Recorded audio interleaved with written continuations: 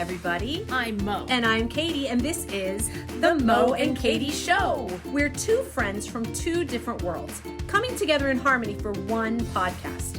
We're random, ridiculous, and have been taking humor seriously since 2018. Each week, we'll share two positive news stories, a quirky fact, today's weird holiday, a shared experience, and we may even play a game, all while punning the crap out of each other. No, you can't say that.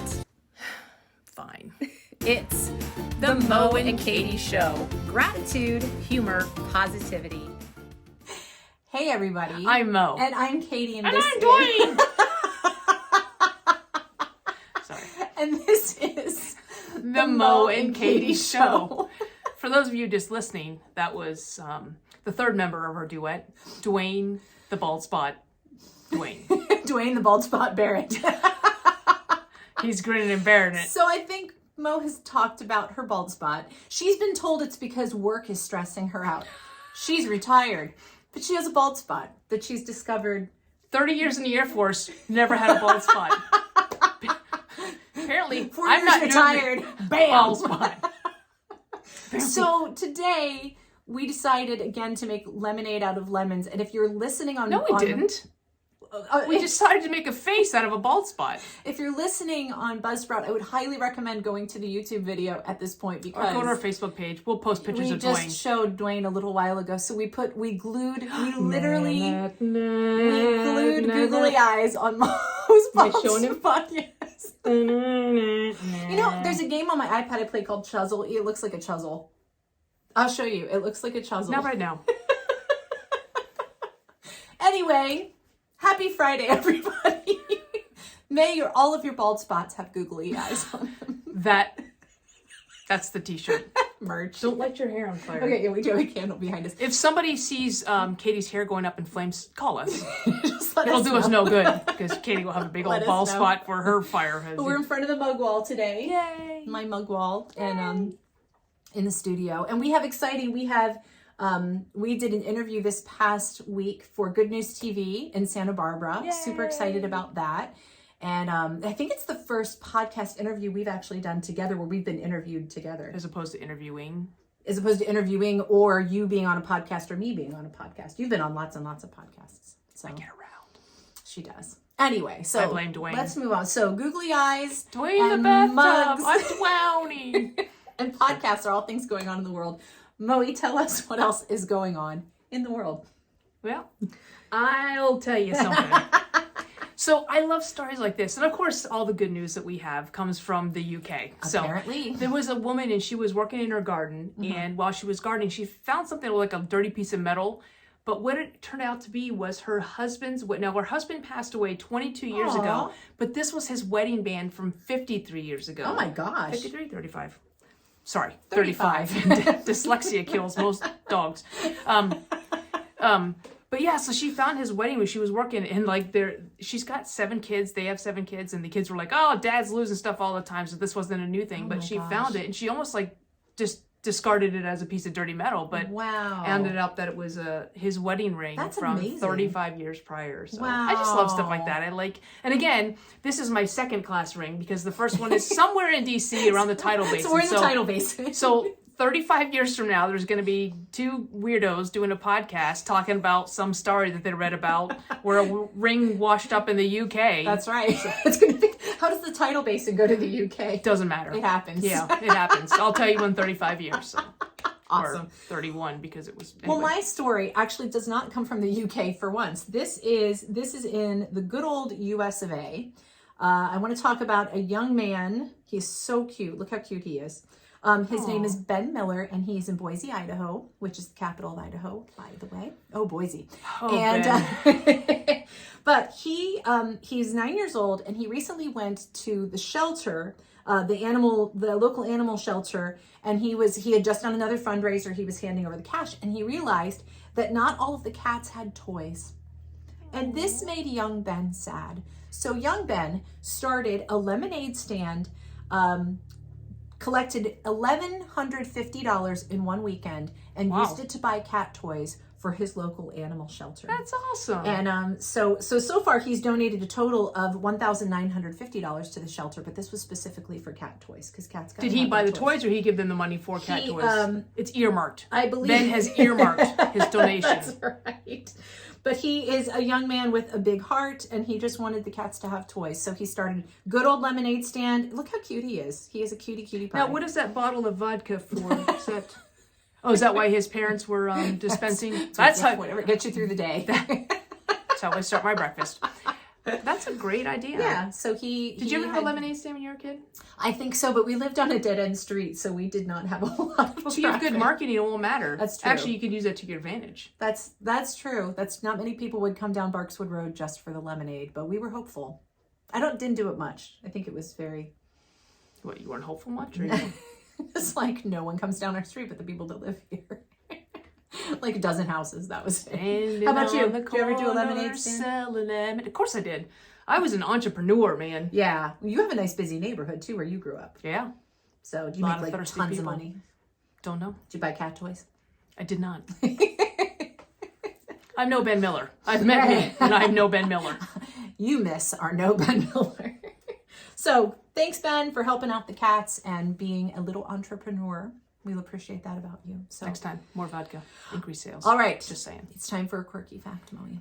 So, Moe, you have been doing some more flying as of recent. No, you've spent your whole career flying. No, I mean as a passenger. As a passenger. As a pax, yeah. Everyone will be listening to this on Friday. So as of yesterday, we flew to Albany for our quartet contest for Region 15, and we'll be flying home on Sunday. So, a lot more being a passenger than we have in the past couple of years, of course. So here is a fun fact about commercial flights. Don't look at my notes. So the first commercial flight was 23 minutes long. Let me tell you about this, Dwayne. No. Dwayne's speaking, not me. Don't look at my notes, Dwayne. The first commercial passenger flight lasted only 23 minutes. And it was in 1914. This man named Abram Fell paid $400, which would equal to $8,500 today, to fly from St. Petersburg to Tampa, Florida, where only 21 miles of water separate the city. So that was the first commercial air passenger flight on record, lasted only 23 minutes. Why didn't he just drive? Because it was water. Why didn't he just take a boat? Dream about his life. So, merrily, merrily, merrily, merrily, stream the down gently, boat you row, row, row. I forgot you could do that. I forgot you could sing Row Your Boat, backwards. Yes. So impressive. So next time you think you're on a short flight, just know that Abram's flight was 23 minutes. It was the first commercial passenger flight in 1914. And remember, the next time you pay $400 or $8,500 for a flight, that's quit right. your bitching. All right, Moe, well, tell us what today is. Today is National Crouton Day. I mean, come on. No, when I went and bought you a bag of croutons. The day's not over. True. Yes. So actually, I like to know, because we're an educational show primarily, and entertainment tertiarily. We try. Yeah. I wonder if the croutons are on stale today.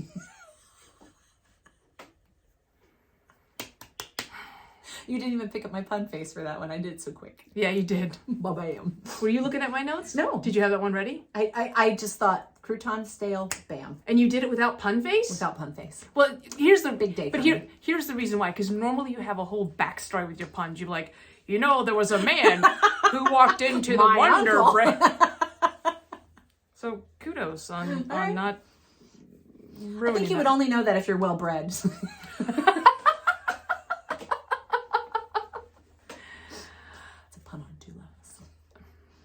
Well-bred or well-read bread. I'm sorry, go on. Tell us about croutons. I feel like I don't want to say anymore. I just want to just loaf it alone. It's the best I got. Nice.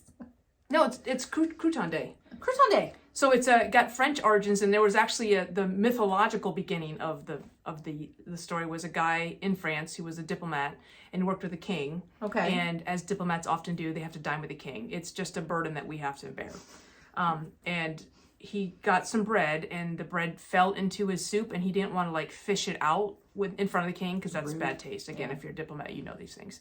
So he just ate the soup, bread and all, and his name was Sir Crouton. And so Sir Crouton. I'm not sure that that's the exact That's beginning Mr. of it. Crouton to you. I dub thee, Sir Crouton. cirrhosis of the liver. Happy Crouton Day. Celebrate publicly. What if it's pronounced Crouton and we're all doing it wrong? That was actually what I was going to say, is some people pronounce it Crouton, which Crouton is weird. Crouton, I hardly Barely know him. Dwayne approves. Am I doing it right? Can you see him when I do that? Yeah, pretty. You can move your hand back a little. You can move your hand back. There you go. There he is. Anyway, now it's going to mess So up my bizarre. hair. Well, you We glued it. literally glued those to her head. We didn't. I said, well, here, let me grab the... And she's like, just glue them. And I'm like, I'm trying to be careful about what glue. I mean, first time you wash your hair, the googly eyes go right down the drain. Dwayne.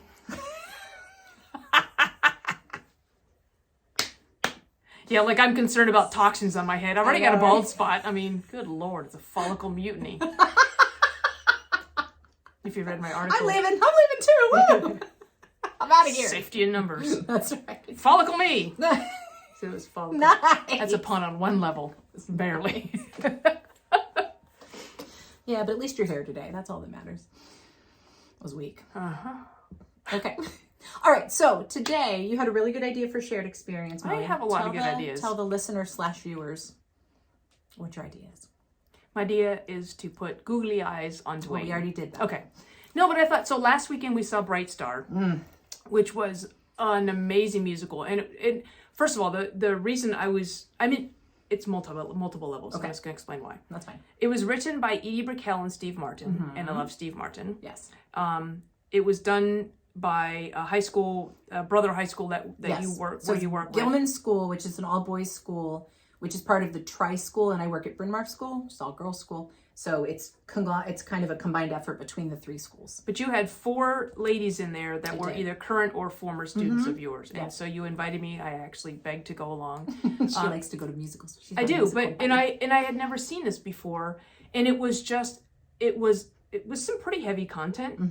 But the students, and especially your students and your Mia had the lead. Yes. Was phenomenal. And I remember I got to meet her after the show, and I was asking her some things like backstage stuff. And because we are at the time of airing and viewing and listening, we are in Albany getting ready to step on the stage to compete for Region 15 of Sweet Adelines International. And we're actually competing in the open division, which is more entertainment based, and it's a little bit longer of a package than our typical competitions. Typical competition is 2 what they call contestable songs, so songs that have been approved under the barbershop style. Open division is its limit is 7 minutes on regular package. Open division is 10 minutes, and you only have to do 1 song that's considered contestable, and then you can fill the other minutes with basically anything you want. But you're also required to have narration. You have to have a storyline and all of that. But in the 2-song competition, you can't talk. No talking. Matter of fact, you can be penalized if you... You almost said penalized. Penalized. Yeah. I don't know why I said it that way. You can be penalized if you do talk. Don't penalize my croutons. So if I'm going to do anything to your croutons, it's not going to be that. So anyway, we were thinking about, performing in general, there are those moments before you go on stage. Which I'm a big fan of, all the behind the scenes stuff. I want to know the process. I want to know the emotions. I want to know the techniques and all the stuff that happens behind the stage. So, yes. And it was actually cool with Bright Star because they did not have a closed curtain where the curtain closed, the sets changed, and then the curtain reopened. They did it all. It was amazing. In front of the audience, but sometimes very choreographically, it almost looked like it was part of the flashback or whatever was happening. So well done. Really, really well done. And just beautiful, just a beautiful show. And I've drug Mo to a few... I've been drugged. She's been drugged. To a few high school musicals. Does this smell like chloroform? It's the ether bunny. Because she I'll stop there, she appreciates one more it. line. Oh, I'm sure you do. Because she appreciates we're both musicians. She appreciates that. She appreciates the pride that I have for my kids. I cry when they sing on stage. And then when she's over and goes, oh, it's okay. And I had 2 criers. I had you, and then we met a lady. She was crying. I'm like, what is going on? I feel like the odd man out. So I just said, Dwayne, cry. And a little tear came down from the bald spot. No, so I want to talk about behind the stage, like behind the screen, behind the curtain, like rituals, like warming up. Like one of the things that we do, even when we speak, is you give me a whole routine of like blowing into a straw. Like you'll see me behind stage before I speak. I'll be blowing bubbles into my drink. Yes, that's good. That's good. Blow bubbles in your drink, folks. It's good stuff. Well, and Kimberly, who is your speaking coach, has given you some like kind of sayings, mantras, like routines. Yeah, as like well. breathing in a box. I mean, it's just like I think about that, but I think it's not just stuff that you do before you go onto a stage. Like I do that before I'm going to have like a tough conversation. I'll do actually some of those things, and I'm just kind of curious what other people do to prepare themselves for kind of a non-standard conversation or event. So I'm like, do you do anything like that? Well, I think about it from an educator standpoint because I've been doing recitals for 25 years, and I gather the kids up backstage. So we actually have the kids leave the recital space and have the parents go in and sit, and then we all kind of come back in. And I circle them up, and I just remind them to be grateful when people compliment them. One of the first things I say is, "Who is nervous?" And almost all of them, some kids are like, "I'm not nervous." I'm like, "Yeah, you are." But I was telling them, I said, "It's good." Then why ask? It's good that you're nervous because it means that you care, and that's actually something you said to me recently too. If you're nervous, it's because you care. You want to do a good job, and then remind people that the audience is there because they are being supportive and they, they love you and they want to see you do well. It's not a contest. Now, sometimes we are in contest situations, which adds a different element, but they want you to do well. So that's, part of it. It's good to be nervous. And then I tell them like, enjoy it. You've worked hard, just enjoy it. Yeah. I often too will just have them close their eyes. I like to say a prayer before we go out, and not all of my students come from families that do that. So I'll just say, if you're not comfortable with that, go ahead and just, close your eyes. And I'm going to say a little prayer because that's what I need to do. And everybody's pretty gracious about that. So, So, and quartet, we've competed so little and only once live on stage. I don't know that we have a lot of routines. I don't know. I'm just curious. Sorry if we keep looking off camera. There's a surveyor outside. Real life people. Yeah. But I know even before we do trivia, you and I always give each other a hug before trivia because we love doing this. So we want to remind ourselves, like, we love doing this together. Yeah. So we always give each other a hug right before trivia starts, which is just kind of fun. It's our thing, I don't know, I'm just kind of curious. So, like, before you go to something that's non-standard, I would like to know what people do. Yeah. I know people that, like, kind of pat their arms and kind of get the blood flowing. Yeah. They do breathing exercises. Jump up and down. Yeah, just something to, just to get your blood flowing or just to kind of get your mindset in it. And, do you have a saying that you repeat to yourself? Do you have some sort of positive mantra or something that you carry on stage? Well, the one thing we did, one of the improv classes we took in Baltimore, one of the things that the coach there said is something that I say a lot too. And he basically said, because the whole idea with improv is it's not about trying to be the funniest or outdo somebody. It's this teamwork effort, but that your contribution will always be exactly what it's supposed to be. And so his mantra was, he had us all say, "I am enough." Yeah. And I think there's a lot of power to that, because there's a lot of times I think we're trying to be something that, I'm getting all deep today, I'm sorry. No. It's Dwayne, golly, but googly. Second set of eyes, that'll do it. Well, it sounded like you said sex. It is not the sex. Second set of eyes. Yeah, but when you blurred it all together, it sounded like sex. Sorry, Dwayne. Sorry to hear that. Cover his little ears. Anyway, I just think it's neat to have something that grounds you into something before you go and step into something different. And again, it's kind of getting your mindset ready and things like that. Because if you're somebody who has found yourself going onto a stage, most likely you're wired to do that. And it's something that you love. So I think reminding yourself. Or you lost a bet. Or your mom's making you. I don't know. And it means you're probably wearing a tutu and sometimes the case spinning a flaming baton. That's right. But you've trained. You're wired to do this. You're doing the stuff you should be doing. So I think it's good to remember that kind of stuff. Yeah. And that and Mo is a big believer, and we talk about this with quartet, that what happens off the risers makes a difference. Yeah. And we're not on risers, but what happens off stage affects what happens on stage. Absolutely. So and whether the stage is like a boardroom or a conversation you're having, everything that happens up until that moment will impact and flavor what you do. So why I'm getting so deep. It's the googly eyes. I'm sorry, guys. Anyway, let's do something goofy. We're going to really take a hard left turn here, guys. All right, so I have a game for us to play today. Oh, good Lord. What are we doing? So this is a game I saw on Jimmy Fallon. This is clean, by the way. Very clean. Is it glass or... It's plexiglass. It's plastic. It's a little scratched up. It's seen better days. So what we're going to do, and again, if you may get some benefit out of just listening to this, but you might want to go to the YouTube channel to really get the magic of this. And I'll do it first. I haven't like practiced this or anything. What are we doing? What I'm going to do, oh my God, you see the ring light, sorry. I'm going to go like this. Well, that's not... a sentence and see if you can tell what I'm saying. I'm going to smash my face up against. Am I going to do it? Oh, I can use the other side. You can use the other side. I also have bleach wipes if we want to wipe it down here, my sleeve. So I'll just use the other all side. Right, ready? So here's the first sentence. Seashell, seashell, where is seashore? Seashells, seashells. She, whatever. She sells seashells. You look like a starfish or whatever. Okay, yeah, you got it right. So just any sentence, anything you. This is the other side. My side's all steamy. I'm gonna go up here.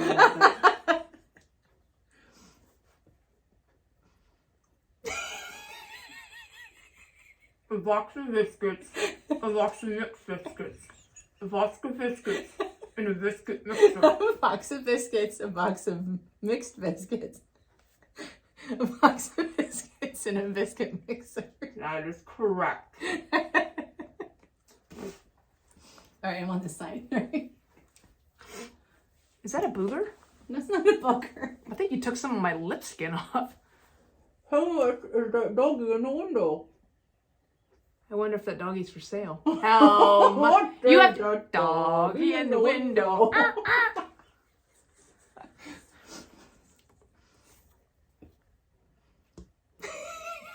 You're too thin.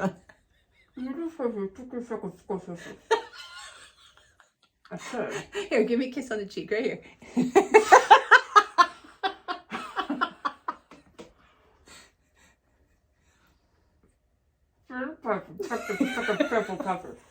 Peter Piper picked up. Okay, that's yours. All right. Many holding mice are making midnight music in the moonlight. Many mumbling mice. Many something mice. Mumbling mice. Many mumbling mice. Are making midnight music in the moonlight.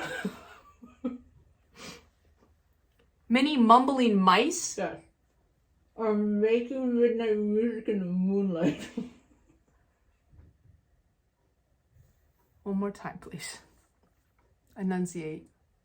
Many mumbling mice are making midnight music in the moonlight. Yeah, I knew what you were saying. I just want to see you do it again. That's from the Dr. Seuss ABC book. Many mumbling mice are making midnight music in the moonlight.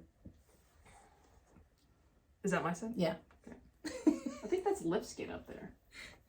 You gave me glue. What is that? I don't know. It's clean. It's clean glue. Excellent. It's clean glue. We have glue on your head. How could it get much worse? What? Take time to smell the roses. What? Take time to smell the roses. Take time to smell the Do your best. Don't take things too seriously. Never give up. Follow your bliss. Okay, now you have to do the gratitude quote like that. You know something? This is actually a game you can play in the car at red lights. You can. Yes. Against your window. Yep. Against your window. All right. And what would be really neat is when you get up to a red light. Let's say you have someone sitting shotgun. If you're sitting shotgun, that means hopefully somebody's driving. So if you're at a red light, you both turn to your window. Make sure your window's up because this game loses effect without the.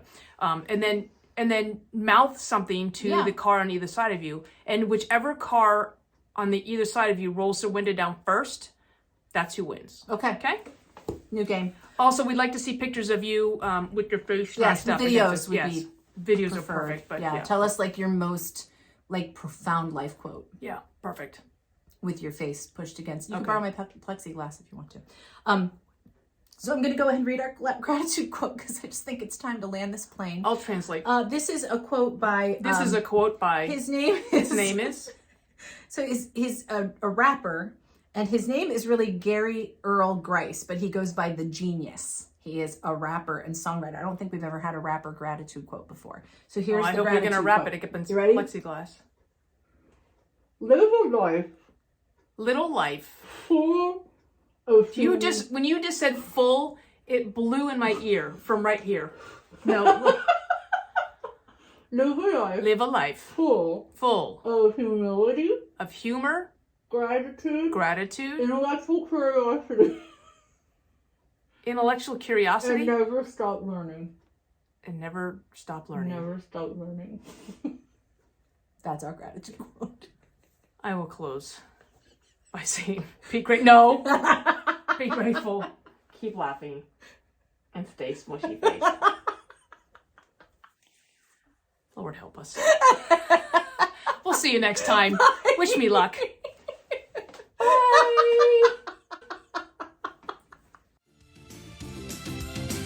If you made it this far, congrats! Woo! You are part of our elite tribe of weirdos, and there aren't too many people who like us like you do. But that's where we need your help. Rate, subscribe, follow, and share this podcast. It's the gift that keeps on giving. Follow us on social media and tag us in any of your Mo and Katie show interactions Because we give you homework. using the hashtag TMKSPod. The Mo and Katie Show has been produced, edited, scripted, recorded, catered, directed, and engineered by Mo and Katie. Our theme song is It Is Fun by hooksounds.com. Here's wishing you gratitude, humor, and positivity until we see you next time.